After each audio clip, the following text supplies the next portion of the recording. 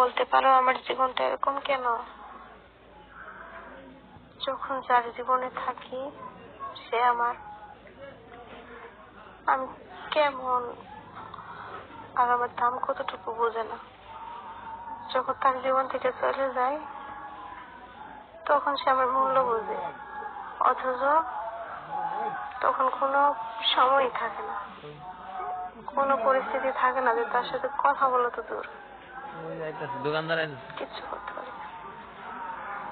কি আর করার করো, কপালে যা আছে তাই তো হবে। আল্লাহ হয়তো আমার কপালে এগুলি।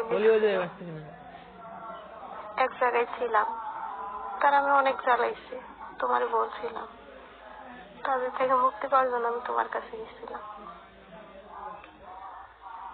তুমি আমার নাম ফিরাই দিচ্ছ আমার। জি ভালো।